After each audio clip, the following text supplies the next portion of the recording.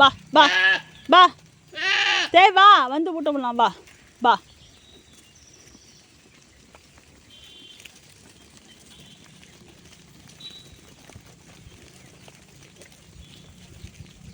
பா பா மணி வந்து 8:30 ஆகுது.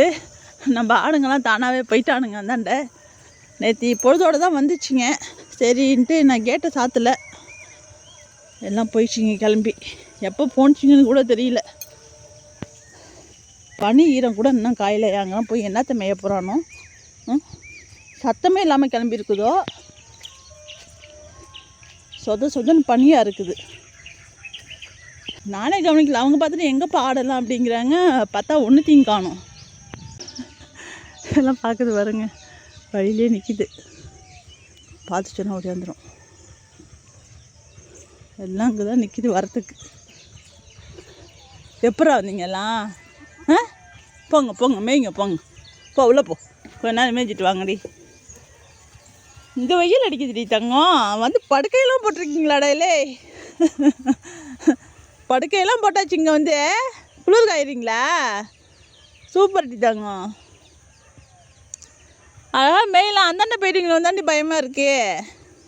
எப்போ வந்தீங்க? எல்லாம் படுக்கையே போட்டிங்க. ஏன்டா காலையிலேயே படப்படப்ப உண்டு பண்ணுறீங்க? பசியில் எல்லாம் இந்த பிளாஸ்டிக் டப்பா மூடி எல்லாத்தையும் எடுத்து வச்சு கடிக்குதோ. எல்லாம் இன்னும் கொஞ்சம் நாளில் குட்டி போடுறோனுங்க வேறு. நேற்று வச்ச வேப்பந்தடை வந்து இன்றைக்கி இறங்குது. ஆமாடி.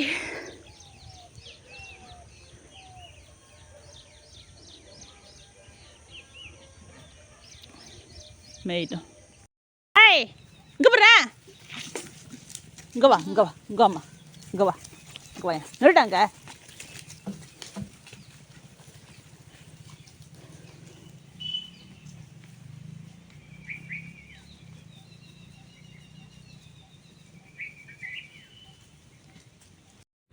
சாயந்தரம் மேய்ச்சிருக்கும். நம்ம ஆடு ஓட்டிகிட்டு வந்தாச்சு. எல்லோரும் மேய்ஞ்சிட்டு இருக்கானுங்க. அடை தீவனம்லாம் வச்சு தான் ஓட்டிகிட்டு வந்தோம். மயில் வந்து அவங்க பிள்ளைய இட்டுட்டு எங்கேயோ போயிட்டுருக்காங்க ஸ்பெஷலாக தேடி. நம்ம முங்கி மரத்துக்கு அடியில் உட்காந்தோம்ப்பா. அப்போ வந்து பார்த்திங்கன்னா இந்த முட்டை வந்து கீழே கிடந்துச்சு. நல்லா பெயிண்ட் பண்ண மாதிரி நல்ல கலர்.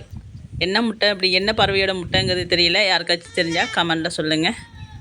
கீழே வந்து உடஞ்சிருக்கு. அதில் வந்து எறும்புலாம் போய் அந்த மஞ்சள் கருவை சாப்பிட்டுட்ருக்கு. இப்போ தான் காலையில் தான் விழுந்துருக்கும் போல இருக்குது. எல்லாம் அந்தாண்ட போய் நிற்கிது. நம்ம தாளாட்டு உடுக்க இன்னும் 2 பேர் நிற்கிறாங்க. மேனேஜ்மெண்ட்டும் இன்னும் 2 பேரும் நிற்கிறாங்க. எல்லாம் வந்து இறக்கத்துக்கு இறங்கி வராங்க. எப்போ வீட்டுக்கு பூந்தடிச்சு ஓடலாம் அப்படின்ட்டு.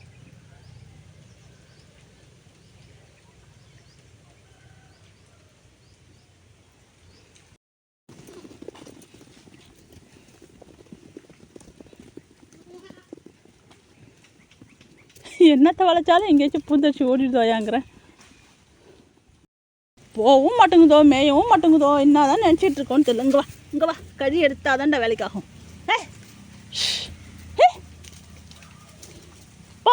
வெய்ய வந்து நல்லா பயங்கரமாக அடிக்குது. எல்லாத்துக்கும் வெய்ய தாங்க முடியல. நான் உட்காந்துருக்கிறது வந்து பால் கறியை பாருங்க. எல்லாம் சனையாக வேலை இருக்கா. வெய்ய தாங்க மாட்டேங்குது அதற்கு. ஏன்டி வெயிலில் முடியுது அடிப்பட்டோ? சரிடி தாங்க. அரிக்குதா? போதும். புழுதியை கிளப்பி விடாதம்மா, தும்மல் வருதுமா.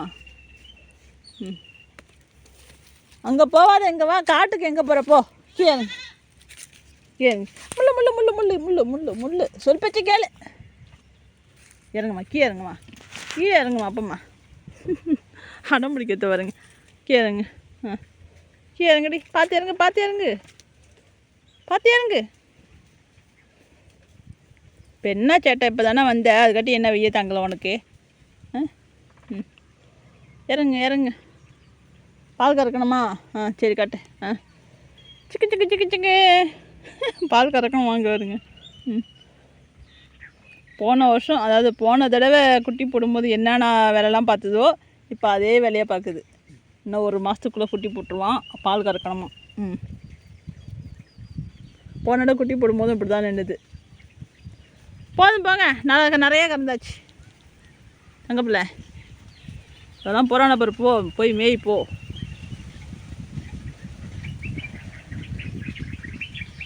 இறங்கடி. சரி நீ பாட்டுக்கு நில்லு. வெய்ய வந்து போடு போடுன்னு போடுதுப்பா. கொஞ்சம் பேர் அங்கே வந்து வேப்பந்தழை சாப்பிட்டுட்ருக்காங்க. இப்போ தான் வெட்டிட்டு வந்து கட்டி விட்டாங்க. அதெல்லாம் சாப்பிட்டுட்ருக்காங்க. இது வந்து என்ன மரங்கிறது தெரியல. ஆனால் நிழலுக்கு வச்சா சூப்பராக இருக்கும் போல இருக்குது. நல்லா பம்பலாக அழகாக அடர்த்தியாக இருக்குது. நம்ம வந்து நேற்று வந்து இங்கே தான் உட்காந்து ஆடு மேய்ச்சோம். சுற்றிலும் காடாக இருக்குது. பாம்பு புத்தெல்லாம் வேறு இருக்குது. இருந்தாலும் இங்கே தான் உட்காந்தோம். ஏன்னா நேற்றையும் வெயில் பயங்கர வெயில். உட்காரத்துக்கு இடம்ல. அதனால் இதில் ஏறி உட்காந்தாச்சு. கொஞ்சோண்டு சுத்தம் பண்ணிவிட்டு இங்கே தான் உட்காந்தோம்.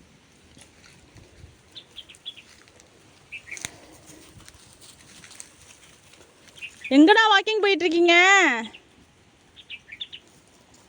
நல்லா நடக்குதாப்பா. வீட்டுக்கும் கொல்லைக்கும் சூப்பராக நடக்குதோ. மேய்தோட இல்லையோ சூப்பராக நடக்க கற்றுக்குதுங்க. போகவும் மாட்டேங்குதோ மேயவும் மாட்டேங்குதோ. என்ன தான் நினச்சிட்டு இருக்கோன்னு தெரியல. இங்கே வா கறி எடுத்தாதான்டா வேலைக்காகும். நம்ம அழகிய பாருங்க. இந்த வண்டியில் உள்ள கம்பியை வந்து கடிச்சு பார்க்குது. ரொம்ப நேரமாக கடிக்குது. அதுக்கு வந்து இரும்பு சத்து கம்மியாக இருக்குது போல இருக்குது. அதனால் நாக்கால் நக்கி இரும்பு சத்தை வந்து எடுத்துக்கிறாங்க. நம்ம வந்து தாது உப்பு வந்து கட்டி ரொம்ப நாள் ஆகுதுப்பா. அது தீந்து போயே கிட்டத்தட்ட ஒரு 2 மாதம் ஆகும்னு நினைக்கிறேன். நம்ம நிறைய இடத்துல கட்டி விட்டுருந்தோம். அது தீந்துடுச்சு. 2 மாதம்னாவது இருக்கும் அது தீந்து போய். அதை நம்ம கட்டி விடவே இல்லை. ஏகப்பட்ட தாது உப்பு கட்டி வந்து நம்ம வாங்கி ஸ்டோர் பண்ணி வச்சுருக்கோம். ஆனால் அது கட்டுறதுக்கு ஞாபகமும் இருக்க மாட்டேங்குது. அது கட்டியும் விடலை. கண்டிப்பாக வந்து நாளைக்கு வந்து கட்டி விடணும். இதில் வந்து நம்ம அலமேலோட பிள்ளை இருக்குது பாருங்கள். சரியான துருன்னு வாழுப்பா. ஆனால் அதுக்கு வந்து ரொம்ப உடம்பு முடியாமல் இருக்குது. பிள்ளை வந்து எழுந்திரிச்சி நடக்கணும். ரொம்ப நேரமாக ட்ரை பண்ணுது. எழுந்திரிச்சி நடக்கவும் முடியல. நம்ம அலாட்டோட பிள்ளைக்கு என்ன சிம்டம்ஸ் இருந்துச்சோ அதே சிம்டம்ஸ் தான் இருக்குது. தாலாட்டு பிள்ளைக்கு என்ன மாதிரி இருந்துச்சோ அதே சிம்டம்ஸ் தான் இருக்கும். அதாவது கழியுது. சளி பிடிச்சிருக்கு. சளிக்கு மருந்து போட்டாலும் சளியும் கண்ட்ரோல் ஆக மாட்டேது. கழிச்சலுக்கு மாத்திரை போட்டாலும் கழிச்சலும் வந்து கண்ட்ரோல் ஆக மாட்டேங்குது. நிறைய பேர் வந்து கழிச்சலுக்கு வந்து வைத்தியம் சொல்லியிருந்தீங்க. தயிர் வந்து கொடுக்க சொல்லியிருந்தாங்க. வெறும் தயிர் மட்டும் கொடுங்க அப்படின்னு சொல்லியிருந்தாங்க. அடுத்தது வந்து ஒருத்தவங்க மூங்கி தழை கொடுங்கன்னு சொல்லியிருந்தாங்க. நம்ம ஒரு ஆடு வந்து கழிஞ்சிது. அதுக்கு வந்து வெறும் மூங்கி தழை கொடுத்தோம். அது வந்து சாப்பிட்டுச்சு. இதுக்கு வந்து பறித்து கொடுத்து பார்த்தேன். இது வந்து சாப்பிடவே இல்லை. நானும் ஒரு வாரமாக ஒன்றாச்சும் சாப்பிடணுன்னு பார்த்தேன். இது வந்து மூங்கி தழை வந்து சாப்பிட மாட்டேங்குது. நம்ம அலாட்டோட பிள்ளைக்கு அதுக்கு மாத்திரை மட்டும் போட்டு விட்டேன். அதுக்கும் சரியாகலை. அலாட்டோ பிள்ளையும் இறந்து போச்சு. தாலாட்டோட பிள்ளையும் இறந்து போச்சு. இவன் வந்து ரொம்ப நாளாக அந்த அலாட்டு பிள்ளை தாலாட்டு பிள்ளைக்கெலாம் உடம்பு முடியாதப்போ இவனுக்கு வந்து அப்பயுமே உடம்பு சரியில்லை. அப்போலேருந்தே இது வரைக்கும் தாக்கு பிடிச்சிட்டே இருந்துச்சு. நம்ம வந்து ஒரு ஷார்ட்ஸில் வந்து காமிச்சிருந்துருப்போம். அதாவது டானிக்கில் வந்து மாத்திரையை கரைச்சி போடுறத வந்து காமிச்சிருப்போம். அந்த மாத்திரை பேர் தெரியல எனக்கு. அந்த மாத்திரையை வந்து டானிக்கில் கரைச்சி போட்டு விட்டேன். போட்டு விட்டதுலேருந்து ஏந்திரிச்சு நிற்கணும்னு நினைக்கிது. ஆனால் அதால் முடியலை. இருந்தாலும் ட்ரை பண்ணுது கொஞ்சம். இது வந்து ஒரு வாரத்துக்கு முன்னாடி எடுத்த வீடியோ. ஒரு வாரத்துலேருந்து அப்படியே கொஞ்சமாக ஆள் வந்து டவுன் ஆகிட்டே தான் இருக்கான். ஒத்த குட்டி போட்டு நல்லா ஜம்முன்னு பால் குடிச்சிட்டு நல்லா புசுன்னு டக்குன்னு வளர்ந்த குட்டி. அழகான குட்டி.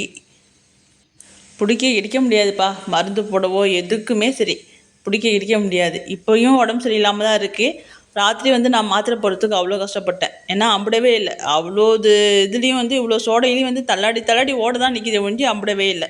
நம்ம கொஞ்சோண்டு வந்து கோவத்தழையும் வேப்பலை கோவத்தழை கிழுவை இலை அப்படின்னு சொல்லுவோம் இல்லையா, அதையும் வந்து பறிச்சு கொண்டு வந்து போட்டேன். இந்த மாத்திரை போட்டதுக்கப்புறம் வந்து இது திங்க ஆரம்பிக்குது. நம்ம வந்து கொஞ்சோண்டு கிழுவத்தழை வந்து எடுத்து கொடுத்தோம். அதாவது கழிசல்லாம் இதில் வருமா, அதாவது கிழுவை இலை கொடுத்தா இன்னும் கொஞ்சம் கழியுமா அப்படிங்கிறதெல்லாம் நான் யோசிக்கல. கோவையில் கொடுத்தா இன்னும் கொஞ்சம் கழியுமா என்ன இதெல்லாம் தெரியல. அது வந்து 2-3 நாளாக வந்து சாப்பிடாமல் இருக்குது. அது ஏதாச்சும் சாப்பிட்ணுங்கிறதுக்காக தான். எதாக இருந்தாலும் சாப்பிடு, பட்டினி கிடக்காமல் சாப்பிடுங்கிறதுனால தான் வந்து நான் கிழுவை இலை தான் கொடுத்துட்ருக்கேன். இன்னொருத்தவங்க சொல்லியிருந்தாங்கப்பா ரொம்ப நாளைக்கு முன்னாடி, வேடத்தழை கொடுங்க கழிச்சல் வந்து டக்குன்னு நிற்கும் அப்படின்னு சொன்னாங்க. அது வந்து இங்கே உள்ளவங்கள்ட்ட யார்கிட்ட கேட்டாலுமே சரி, எங்கள் வீட்டுக்காரங்கள்ட்டையும் கேட்டு பார்த்துட்டேன். அப்படின்னு ஒரு தழை நான் கேள்விப்பட்டதே இல்லைப்பான்னு அவங்களும் சொல்கிறாங்க. நானுமே கேள்விப்பட்டதில்லை. வேடத்தழை நான் கூட வேறு ஏதாச்சும் தழையா அப்படின்னு விவரமாக கேட்டுருந்தேன் அவங்கள்ட்ட. இல்லை, அவங்க மறுபடியும் வந்து வேடத்தழைன்னு தான் சொல்லியிருந்தாங்க. அப்படின்னா என்ன தழைங்கிறது இங்கே உள்ளவங்களுக்கு தெரியல, எனக்கும் தெரியலப்பா அது என்ன அப்படின்ட்டு. ஆனால் ஒரு ஆடு வந்து கழிஞ்சதுக்கு மூங்கி தழை கொடுத்தோம். டக்குன்னு வந்து அது தானாகவே சரியாயிடுச்சு. இது போல் தான் வந்து நிறைய ஆடு வந்து கழியுது. அப்புறம் நம்ம மாத்திரை போட்டாலும் கண்ட்ரோல் ஆக மாட்டுது. டக்குன்னு வந்து ஒரு வாரம் 10 நாளில் வந்து இறந்து போயிடுது.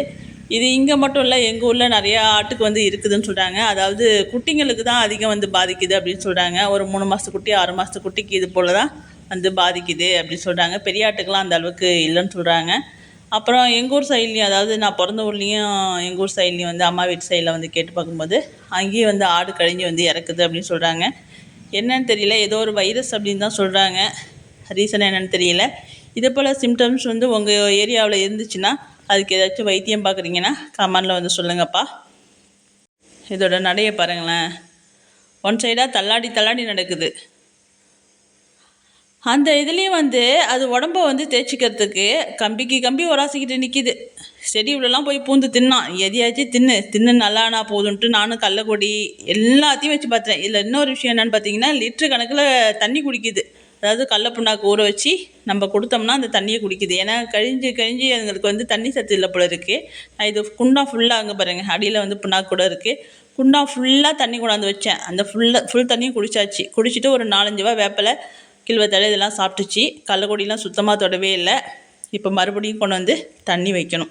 தண்ணி தான் அவ்வளோக்கு குடிக்குது. நம்ம அலாட்டோட பிள்ளையும் கழியும் போது தண்ணி தான் குடித்தான். நம்ம தாலாட்டோட பிள்ளையும் கழியும் போது தண்ணி தான் குடிச்சிது. தண்ணி மட்டும்தான்ப்பா குடிக்குதோ, மற்றபடி எதுவுமே திங்க மாட்டேங்குது. இந்த மாத்திரை போட்டு தொட்டு இந்த கில்வத்தழை வேப்பந்தழைலாம் தின்னுச்சு.